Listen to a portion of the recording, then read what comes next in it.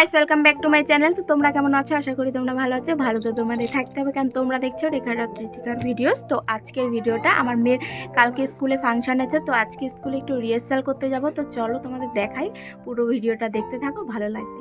চলো। তো দেখো আমরা স্কুলে পৌঁছে গেছি। যেহেতু আমার মেয়ে স্ট্যান্ডার্ড 3-তে পড়ে, সেজন্য ওর রিহার্সালটা অনেকটা লেটে হয়েছিল, যার জন্য সবাই চলে গেছিলো। দেখো পুরো ফাঁকা হয়ে গেছে।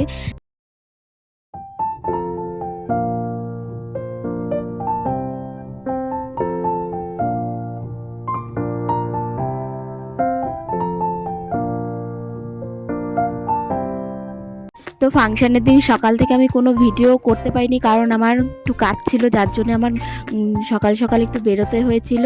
তো এসেই মেয়েকে দেখো ঝট করে রেডি করে আমি স্কুলে নিয়ে চলে এসেছি। দেখো আমার যেতে যেতে এতটাই লেট হয়ে গেছিলো যে ওখানে নাচ শুরু হয়ে গেছিলো। তো তাড়াতাড়ি করে তারপরে মেয়েকে আধা আধুরা সাজিয়ে নিয়ে গেছি। যে টিপ পরেছি, টিপের ওই ফেব্রিক দেওয়া হয়নি, তো ওখানে গিয়ে দেখো আবার মেয়েকে সাজালাম। সাজানো হয়ে গেছে। তো দেখো এদিকে নাচ শুরু হয়ে গেছে। প্রথমে জিমনাস্টিক হবে, তো ওদের জিমনাস্টিক হওয়ার পরে তারপরে এক এক করে নাচে ডাকবে। তো আমার মেয়ে যেহেতু স্ট্যান্ডার্ড 3-তে পড়ে, সেজন্য ওদের নাচটা একটু লেট করে হবে। প্রথমে বাচ্চাদের হবে, তারপরে ওদের হবে। তো স্কুলের ফাংশনে সত্যি খুব আনন্দ হয়।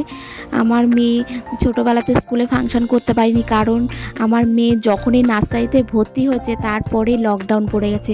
মানে 2 মাস, জানুয়ারি ফেব্রুয়ারি স্কুলে গেছে, তারপর থেকে লকডাউন শুরু হয়ে গেছে। 3 বছর তো পুরোপুরি লকডাউন ছিল।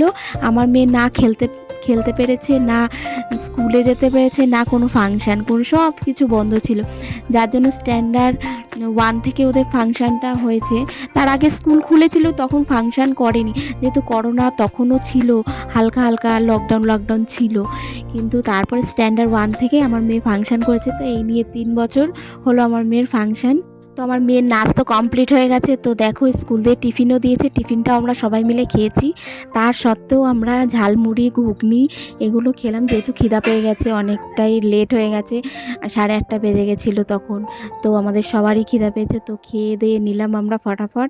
তারপরে আমার মেয়েকে নিয়ে গেলাম একটুখানি ফটো তুলতে। যেহেতু আমার মেয়ে এরকমভাবে গেটআপে সেজেছে, সেজন্য আমি ইচ্ছা করলো যে একটুখানি ফটো তুলবো। তো সেজন্য নিয়ে গেলাম ফটো। দেখো দুজনে মিলে তুললো, ওরাই সিঙ্গেল একটা তুলে দিলাম। তারপরে আবার চলে আসলাম আমরা স্কুলে। তো স্কুলে দেখো সবাই মিলে একসাথে নাচছিল, মায়েদেরও ডাকছিল। তো আমাদের লজ্জা লাগছিল, সেজন্য আমরা যাইনি। তো দেখো ফাংশন পুরো শেষ হয়ে গেছে, এখন প্রাইজ দেবে। প্রাইজটা কিসের?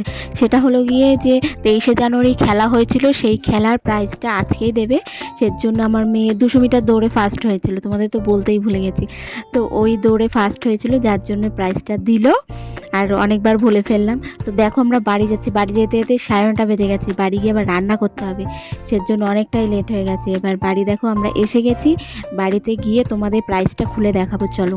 তো বাড়ি চলে এসেছি। দেখো এই কন্টেনারগুলো হচ্ছে কি 3টে একসাথে যে কন্টেনার থাকে, ওই কন্টেনার। খুব সুন্দর হয়েছে প্রাইসটা। তো দেখালাম প্রাইসটা। তো ভিডিওটা তোমাদের কেমন লাগলো? ভালো লাগলে লাইক, কমেন্ট, শেয়ার ও সাবস্ক্রাইব করে দেবে। তো তোমাদের সাথে দেখা হবে পরের ভিডিওতে। টাটা।